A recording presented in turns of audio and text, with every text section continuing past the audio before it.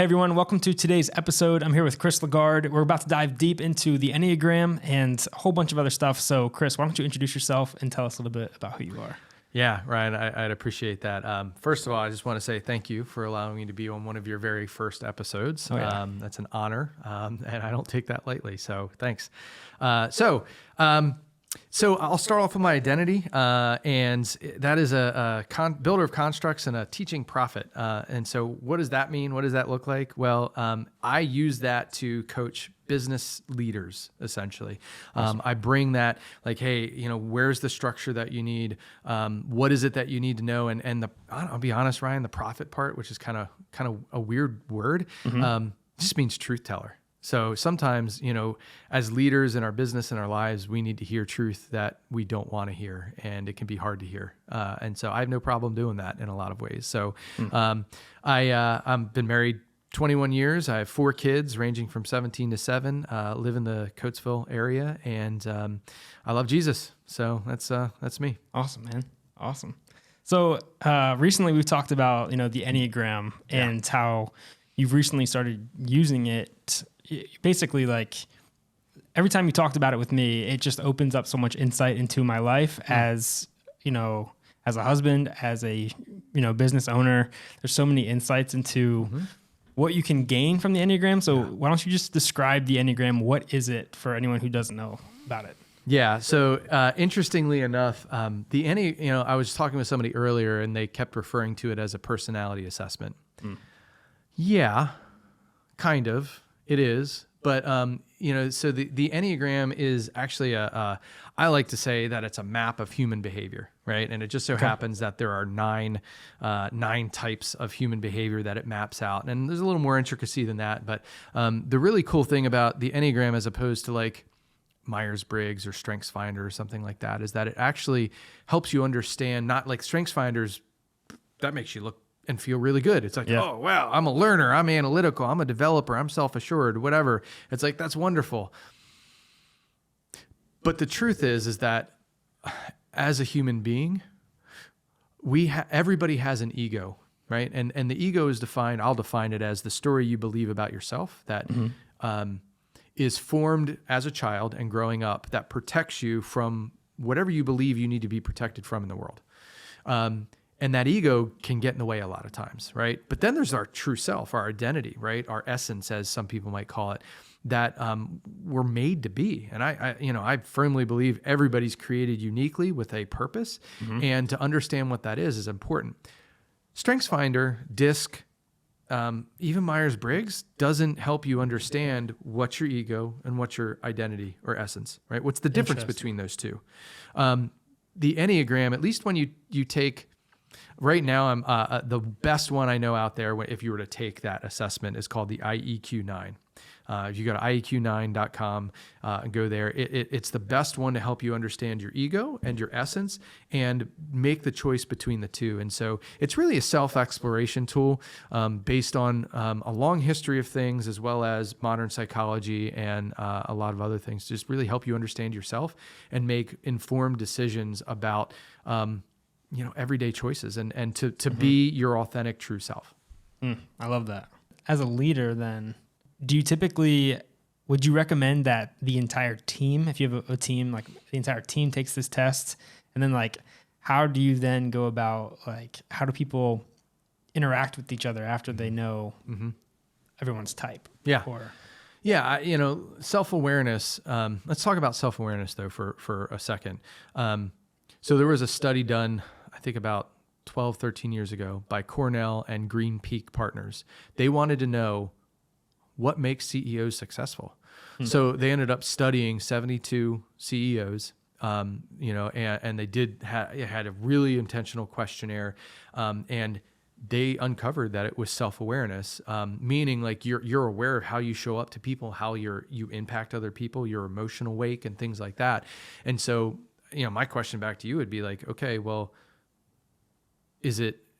who wouldn't benefit from being more self-aware, right? Yeah. Well, of course, everybody would. So, however, specifically with the Enneagram, because it gets to, when it's coached to, consulted to well, it gets to your essence, which can be, again, Strengths Finders put you in a good light. You know, Enneagram will reveal your deepest, darkest motivations and issues.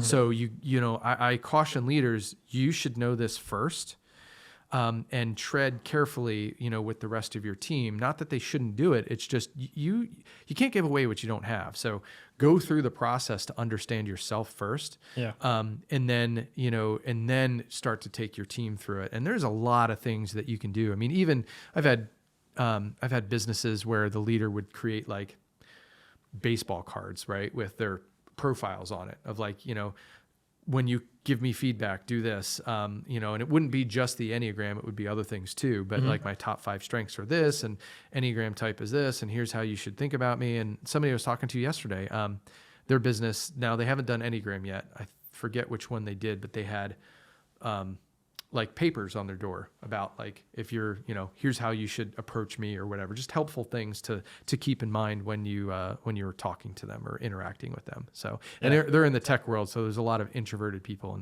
that case. Got it. Okay. Interesting. Yeah, man. Yeah. So I guess let's say you bring on a new coaching client and they're taking the test for the first time. What are some things that they might uncover? Or I guess, do you want to dive deep into each of the types that they might find? Yeah, we should probably talk about that.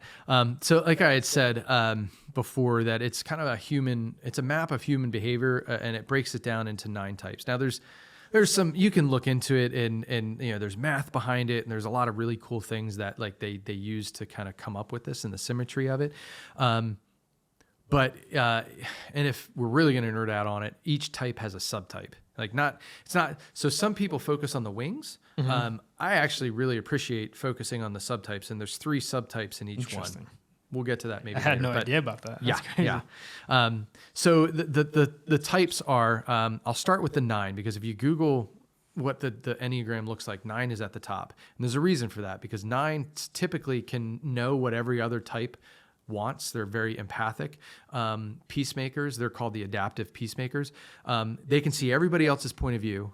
I'm married to a 9, so I know this very well, but not their own usually. And so their need, so the motivation that 9s have is that they have to keep balance or the peace. That's extremely important to them. 1s, if going to the right or going clockwise, is the strict perfectionist, or the improver, as some people might call them. They're motivated to do things right and perfectly and do the good thing. Okay, they will not cut corners ever. Usually very detail oriented too, because they don't want to be imperfect. And the next one is the 2. So they're the considerate helper. They're the ones that have to be. They're motivated by being liked and appreciated. So they love to help people. Even kind of like the 9s, where 9s will put everybody else's needs before their own. So will 2s, to their detriment. 3s are the competitive achievers. So those are the folks that have to outshine everybody else and win. They cannot fail. They don't fail. Next is the 4s, which would be the intense creatives. They're usually pretty emotional, but they're driven by the need to be unique and authentic. In fact, a lot of times there's this eek factor with the Enneagram. When people find out what they are, they're like, I don't like that. Right? Okay. 4s, their issue is like when they find out what they are, they're like, I'm not the only one. Like there's other people like me. It's like, yeah, you're unique, right. But yeah. That makes sense. So the 5s are the quiet specialists. They have to understand. They look at the world and they're motivated to understand everything and intellectually understand. Yep. 6s are the loyal skeptics. They have to be safe and belong. 7s are the enthusiastic visionaries, and they're FOMO. That describes them perfectly. They have fear of missing out. They have to experience it all, and they avoid pain. Right? They use the excuse of experiencing it all to avoid pain. Right? So, and then the last one around this circle is the 8. That's the active controller, and they have to be in control and be strong. One more thing about it, if you look at it, it's divided into 3 sections. They're called triads. Yep. And this is important to understand because each triad has a specific emotion that they deal with more than the others. So the 8, 9, and 1s are the gut triad. they their issue is more anger, right? They think with their body, they lead with their body, their gut, and they usually, the 8s specifically, you see this very clearly with the strong upfront energy. They're usually very, very direct, and so they lead with anger. Usually, that's usually the thing. And like with 9s, it's under the surface, and same thing with 1s. 9s and 1s, it's under the surface. You're not going to see it, but 8s, they'll punch you in the face. Like you'll know it. The 2s, 3s, and 4s are the heart triad or the emotional triad, and they usually deal with shame. That's like kind of their thing. It's like, it's shame. Whether with 3s, it's like I failed, so I'm shameful, or like 4s, it shows up a lot of times with like melancholy. Like they're more prone to melancholy. They go deep. They're not afraid of sadness. And they love actually enjoy being in sadness a lot of times. And so you think of the poets and the musicians in the world that, write sad songs, and probably a 4, maybe a 4. The last one are the 7s, 6s, and 5s. They're the head triad, and theirs is fear, right? They struggle with fear a lot. Like we said, 7s avoid pain. It's like that fear of pain. 6s have to be safe and belong. There's that fear of not being safe and belonging. And then the 5s have a fear, which is interesting, of being incompetent, right? They don't want to show up ever as not knowing what to do. Yeah. In fact, one thing with work, if you're going to apply this to work, don't ever ask a 5 on the spot to give a presentation. Right, they need to think about that right before they are put on a spot. Like they will not like that. So that's good to know. Yeah. So quite a bit of those 5s. are the 9 types. Interesting. All right, cool. Jeez, that is a lot to process. I hope that our listeners are like listening and they're trying to identify like where do they fall in that category. So like if someone heard something and they're like, oh my gosh, that's me. Like what would their next steps be to diving deeper into like learning their type, how it applies to them, where they can go to just learn how to grow as a person. Yeah. So, I think one of the easiest things to do, there's, the IQ9 is costly. Now, if somebody came to me directly, I do get a discount, which is nice. They're usually $60 or $120, depending on which one you want to take, the standard versus pro. So I can get you a discount on that. But, if that's out of your reach, from a financial standpoint, there are plenty of either free or, low cost ones. The thing I would caution you with that, they usually will rank you how you score with all of them. So it'll give you from like, what your top one was to the bottom one. And that can kind of create confusion for people because folks are like, oh, I'm a 9 or I'm a 9-4. No, your core type is you're either a 9 or a 4. Right. You're not a 9 wing 4. That doesn't work that way. And so because the motivations are so different. So if you do one of those, I highly recommend the book Road Back to You by Ian Morgan Cron. Really good beginner's guide to getting into the Enneagram. It's what I read first when I got into this. And the cool thing about his book, in the beginning of each chapter on each type, it tells you 20 things that this type would say. So before I discovered the IEQ9, I'd have people take another test out there and they weren't sure. They'd give them their top 3. And I'd say, read those 3 chapters, the 20 things on those, and which one do you resonate with most? And then if you have a significant other, have them identify it too, because chances are they experience you much more, differently than you experience yourself. And they'll be able to tell you, oh, no, hon, this is you. Yeah. That's not you. Yeah. You would like to be that, but this one is you. Yeah. And it's like, oh, crap. So that's how I would start with that. I did that for 3 years. And man, I just, I love understanding and like gaining knowledge and like sucking it all in and like just, so I dove deep into books and there's a podcast out there called Typology, also by Ian Cron. And one of the things that I did when I first discovered his podcast is I found all of the ones that were my type. And there's a panel. He did a panel early on of each type, 3 people for each panel. And then when he would interview somebody, he'd tell what type they are.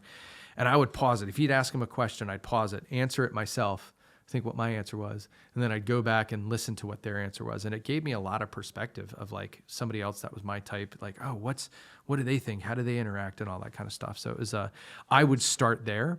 And then if you're really serious or here's something I've noticed. I think COVID I know COVID messed us all up, right? Without a doubt. 2020 screwed us up. Yeah. And I, you've got quiet quitting. You've got a lot of people just changing careers altogether. I think the hospitality and the restaurants, like, a hard time hiring the last couple of years because people don't want to go back to that. Now, part of that might be income, but part of it might be like, I'm done doing that. I'm not doing that again. So people, they stayed home. They realized what was really important in life, and they're just not going to settle for that anymore. And a lot of us have this like, I don't like where life is right now, but I don't know what to do about it. I'm seeing that a lot. And like, if that's you, I would say, like, man, I would love to talk to you about, doing some coaching and consulting, around the Enneagram, because, there's a lot we could uncover, and a long way. It's not therapy, but it gets pretty close to it sometimes. Yeah. Sometimes we uncover some issues that you need to go to therapy for. But, that would be like, hey, if you really want to do it, that would be the way to do it, is to hire someone like myself and get into it. Yeah. Got it. That's incredible. We've thrown a lot of information at everyone, but like, why should anyone care? Why should business owners care about this? All right. It's all about the money. Let's just be more productive. Exactly. Yeah. Right. And here's the truth is that, again, self-awareness. Okay. So that sounds all woohoo and whatever. It's like, okay, whatever, that's for therapy. You keep that out of the business. But look, we're in a very different time. And hey, if you think that self-awareness is not going to impact your people, you're wrong. Meaning, like, hey, think about it. If greater self-awareness means that your ego is not leaking out in bad ways, then shouldn't you be aware of that? If self-awareness allows you to grow as a leader and to get more effectiveness out of the people you lead, that's why it's important. Like, I believe the purpose of a business is twofold. It's not really to make profit. Yes, profit's like blood. If you don't have it, it's a problem, right? Yeah. But it's not the focus. I don't wake up every morning thinking, okay, I need to make more blood today. No, I don't even wake up thinking I need to breathe. It just happens, right? It's a natural byproduct of being alive. So businesses, it's the same thing. The reason a business exists, one, is to help the people in the business exercise their God-given identities, right? And find fulfillment, because, not to go all religious on everybody, but, you go back to whether you believe in the reality of it or not, you go back to the story of Adam and Eve, and they were put there to work. That was part of who they were made to be. And you look at it throughout history, if you take work away from somebody, there's a dignity issue there, and that's not healthy. We need to have some way to work and produce. And that's part of why the business is there, is to allow people to use their identity and who they're made to be to benefit everybody else. Then the other side of it is the business is there to do good and to provide a good or service to people that will help make life better. Yeah. Unfortunately, in this day and age, like, that's not always the case. There's usually it can be harm that's done. So when you think about the self-awareness, like, all right, well, how do you make your bottom line increase? How do you make more profit if that's what a business is really all about? Well, your people are more efficient. They're more productive. They're better at what they do. Well, guess what? Your ego and the self-awareness plays into all of that. And so if you want your people to be better at what they do and to understand and make sure that you have the people in the right seats, well, you better have a self-awareness ability to increase their self-awareness and you understand who they are as well, right? Yeah. There's twofold to that. And so that all, when you do that, it actually allows you to communicate much better. You'll have a healthier culture because you'll get better at conflict. You'll facilitate better collaboration because people's egos won't be in the way, right? Gosh, yeah. It'll enhance customer relations because if somebody's all ticked off about something and whoever's receiving the call is scared that they're going to fail at converting this client or whatever, it's like, no, that's not the case anymore. They'll make better decisions, better employee engagement and retention, and it eliminates inefficiencies and so much more. And those are all like proven. Like, I can point you to studies and things that have been done that is true when you increase self-awareness. Wow.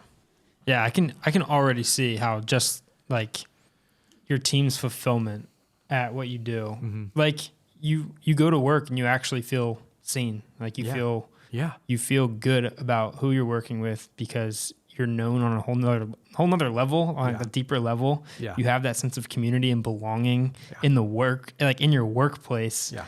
Like that's incredible. Well, imagine this. Imagine a 4. We said their motivation is to be authentic and unique. Mm-hmm. Imagine they're put into a job where they're just another cog in the system. They don't matter. What they do, what they produce doesn't matter.